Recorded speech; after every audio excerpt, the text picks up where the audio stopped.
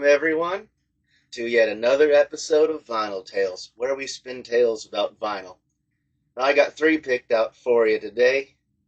The last one doesn't have as much to it as I'd hoped, though. The first is a song that was written about a dog, or inspired by a dog, and redirected to its intended artist because of depression. The second one that we got is inspired by a true story. And the third and final one that we're going to talk about today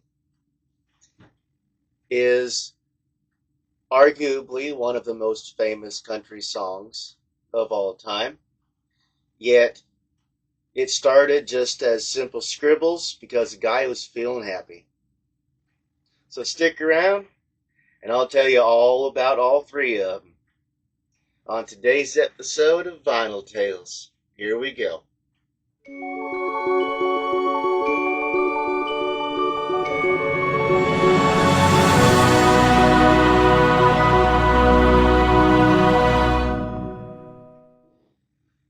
The first one we got today was originally released in June of 1977, going on to be named one of the 10 most performed songs of the 20th century. It would eventually get covered by multiple people across multiple languages, including French, German, Cantonese, and Czech.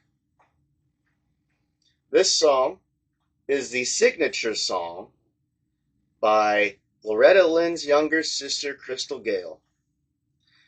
First up, we have Don't It Make My Brown Eyes Blue.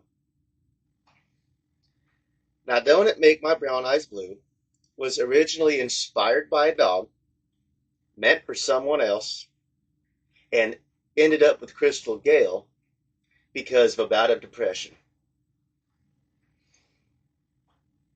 The song was originally written by a composer named Richard Lee, and he had written previous songs for Crystal Gayle. The last one before this that he wrote was the song called I'll Get Over You, which was released in March 1976, little over a year before this one.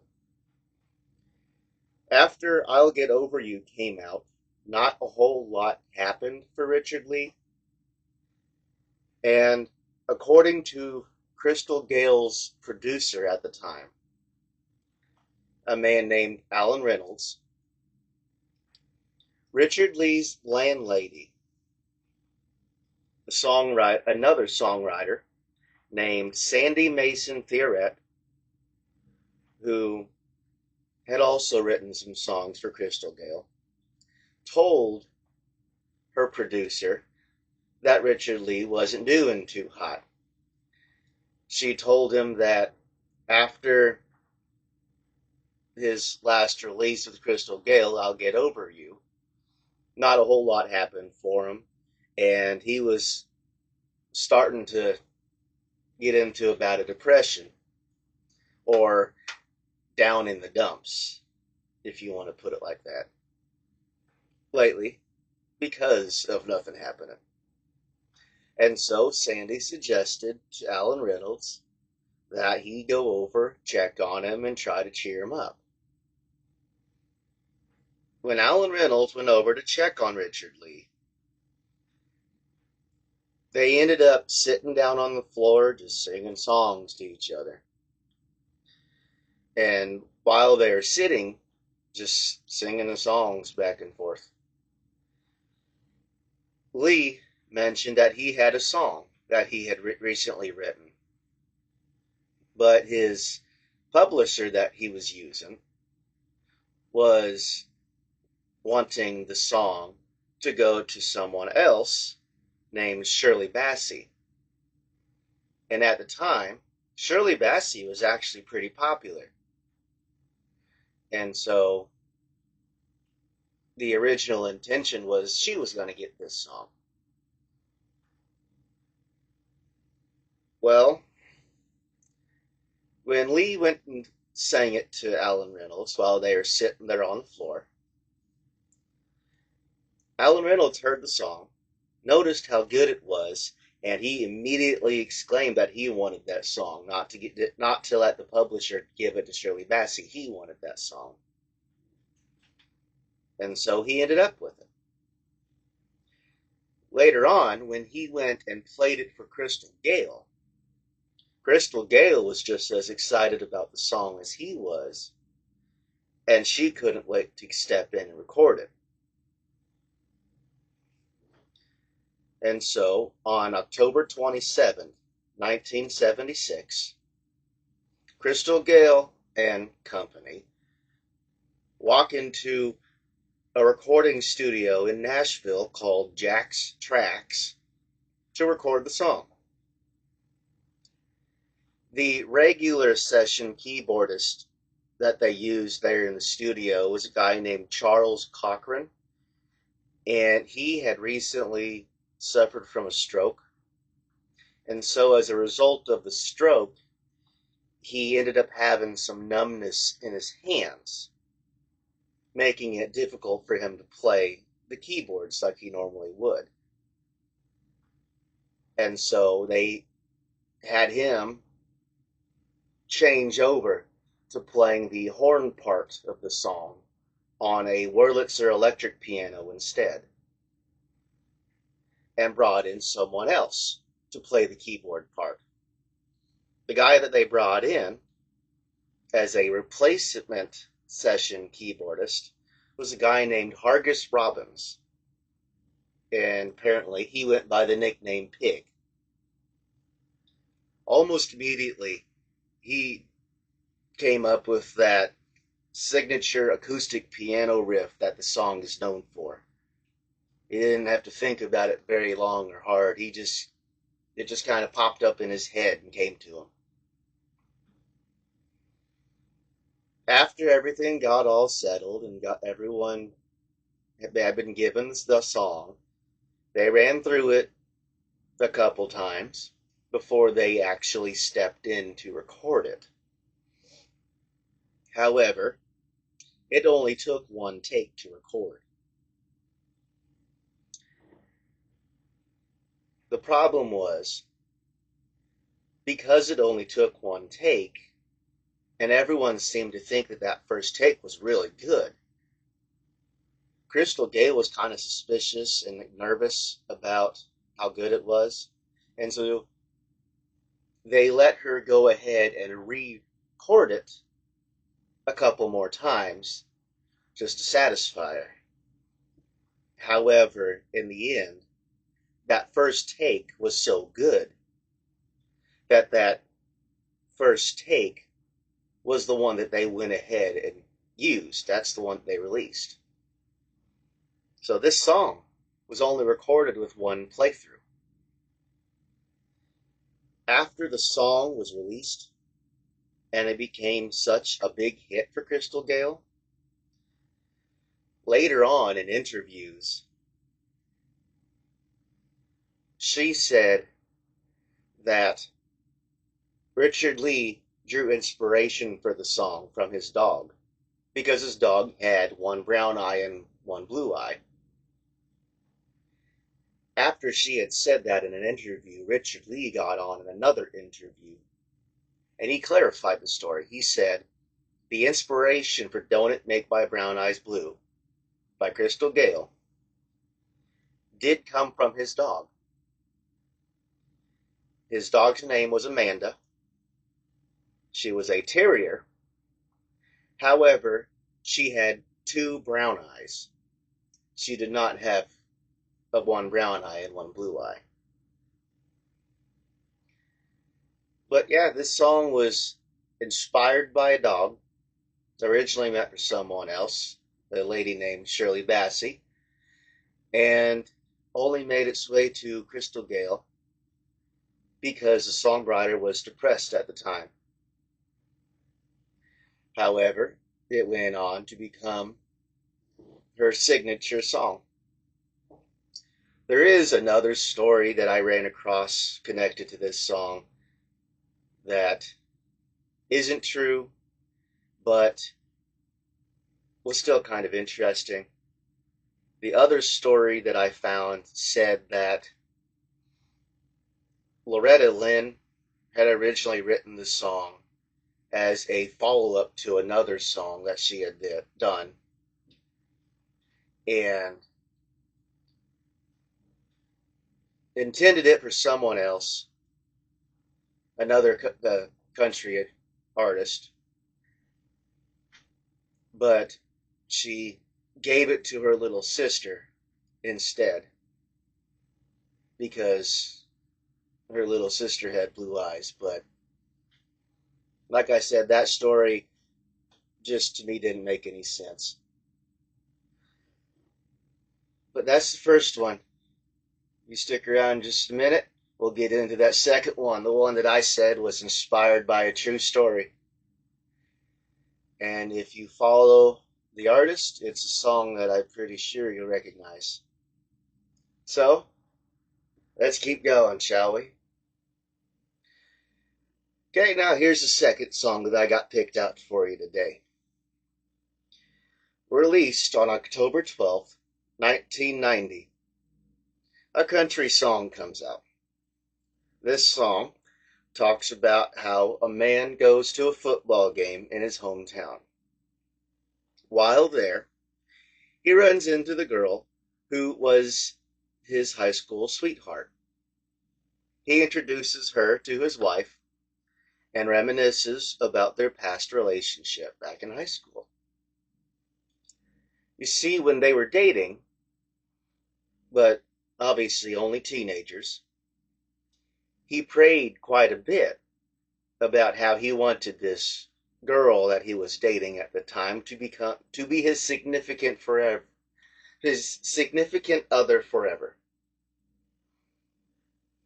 However, his prayers didn't get answered, and they eventually ended up separating and going different directions in life. Back to present, while he's introducing his wife to his high school sweetheart, and they're reminiscing about the good old days back in high school. Neither of them can really remember their past relationship all that well, and they don't really see each other in the same light that they used to back then. And so the man stops, and he turns to his wife, and he thanks God for not answering his prayers all those years back in high school. He sees it as a blessing that God saw a path to a better woman and directed him down that path instead. In the chorus, this song tells the listener that just because God may not answer your prayers, especially in the way that you may want him to, doesn't necessarily mean that he doesn't care. It says that unanswered prayers are some of God's greatest gifts. So if you have ever prayed for something you really wanted, but you didn't get it, instead something else happened, the path that you were meant to go down just might have been a better path for you than the one that you initially wanted. That's the gist of this story.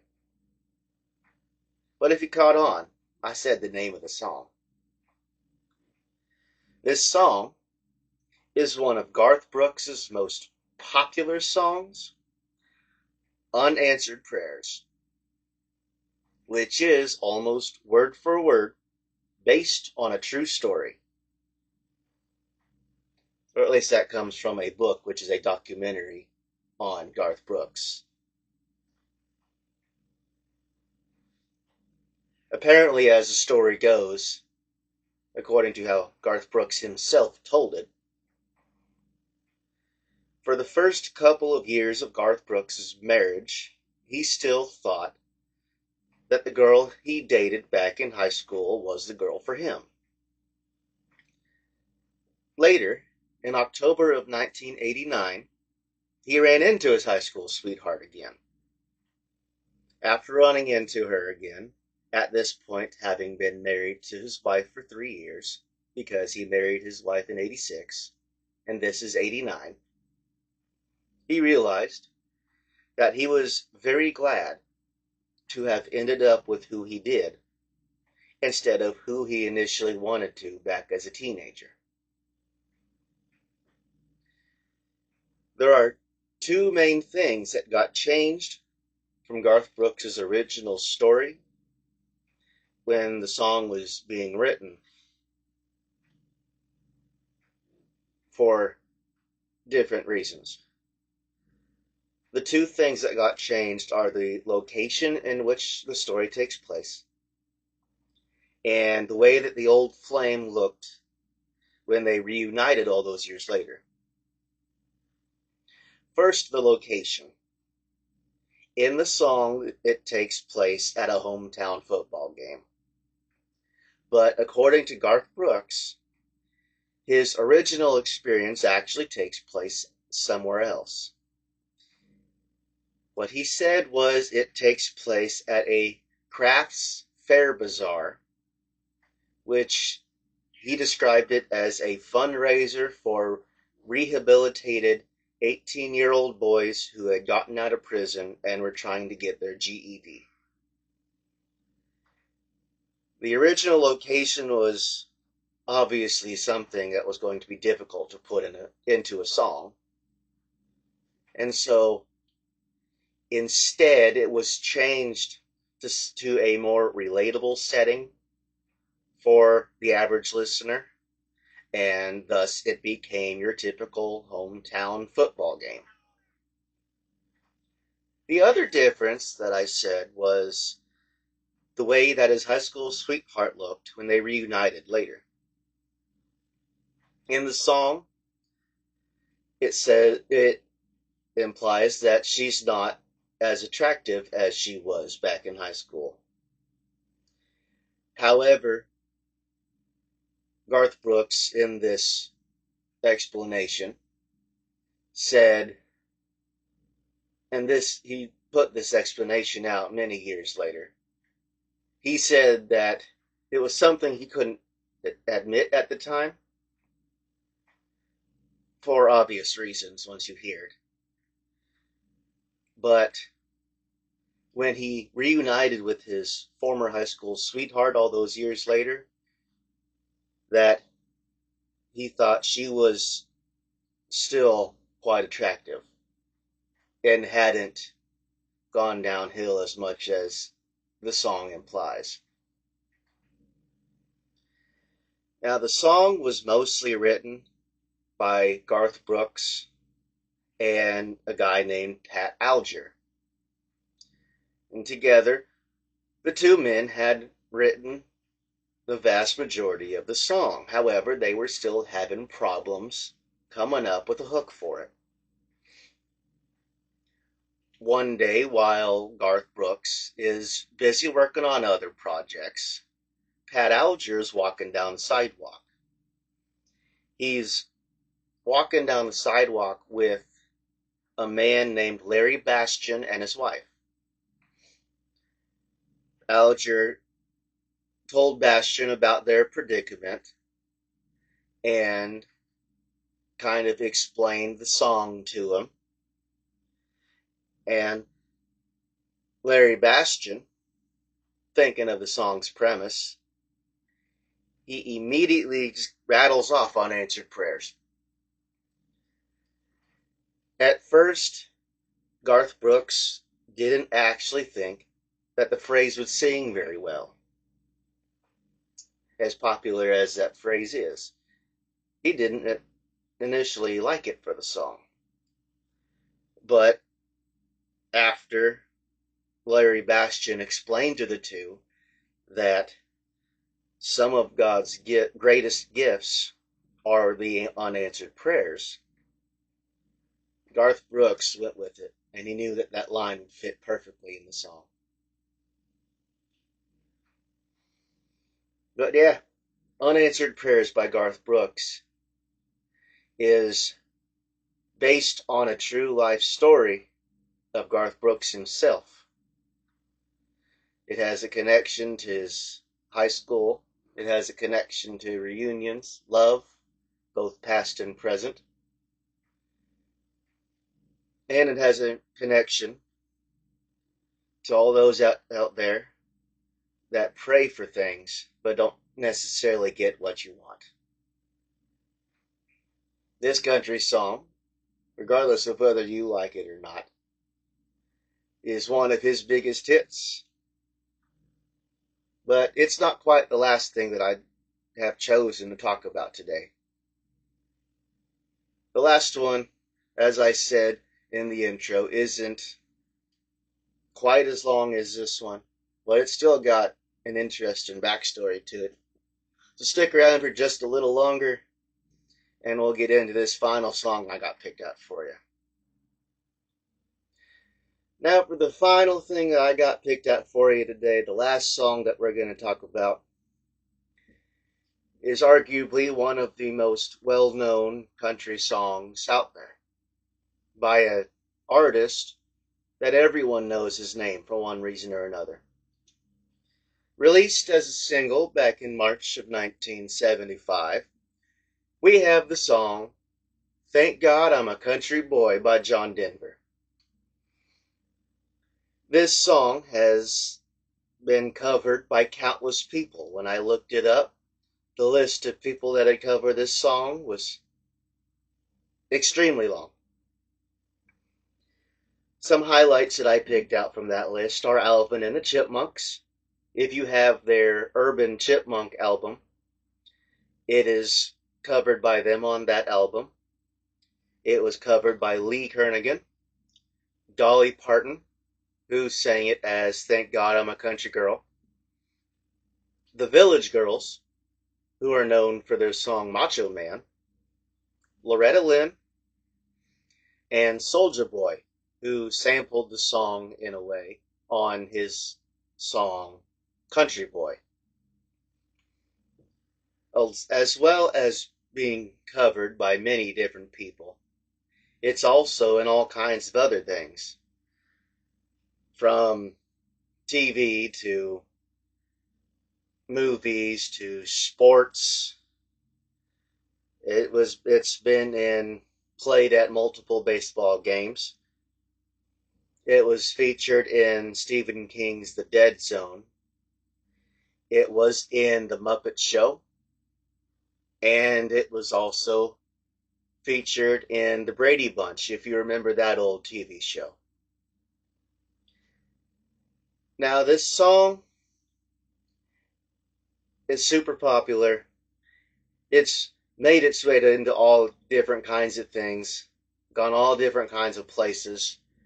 But did you know that this song started out as scribbles because a guy was just happy about his life? You see, back in 1973, on New Year's Eve, so 12/31/73, a member of John Denver's backup band named John Martin Summers started the long drive from Denver's home in Aspen, Colorado, all the way to Los Angeles. That's a long drive through the country. And he's starting this drive on New Year's Eve, of all times. But it was during this drive that Summers was just feeling peaceful, and he was feeling happy and content with how his life had turned out and the way things had gone, that during this blissful state that he was in, he just scribbled down some notes about how he was feeling. Later on, these notes, or these scribbles, as you want to call them, about Summers' blissful state driving from Colorado to LA, would be used as the inspiration for the lyrics of the song "Thank God I'm a Country Boy," which would go on to then become a major hit. So the song started out as some guy's scribbles about how happy he was at the way his life had gone. Turned into a song, which then became a hit, which has gone many places beyond just music. Now, if you remember earlier, I said that this song had been played at baseball games. Well, after its release, over a dozen different sports teams not only play the song, but play it regularly during their season. And they're not all the same sport. Yes, these teams are mainly major and minor baseball teams. For instance, there's one team out on the East Coast that has played the song during the seventh inning stretch ever since the mid 80s. There's another baseball team that plays it at every home game. But besides baseball teams, it's also played at games for softball teams and ice hockey teams. For example, the St. Louis Blues out of St. Louis. And there are even some ice hockey teams up in Canada that play this song, like the Maple Leafs. So that's why scribbles can take you anywhere if you know how to go through them right. However, that's all that we got for you today. We got Don't It Make My Brown Eyes Blue by Crystal Gale. That was inspired by a dog and redirected to her because of depression. We got Unanswered Prayers by Garth Brooks, which was based off of a true story in Garth Brooks' life. And then we got this one here, Thank God I'm a Country Boy by John Denver, which was originally inspired by just some simple scribbles the guy wrote while he was happy driving along the countryside. If you got any other stories or any other cool facts about songs, feel free to let me know. I will look into them. You never know what you may find by looking up these things. And I, of course, can't discover them all on my own. But that's all that we got for you today. My name's Brandon. I hope you enjoyed this video. This has been Vinyl Tales, where we spin tales about vinyl. Enjoy your day, and I will see you in the next one.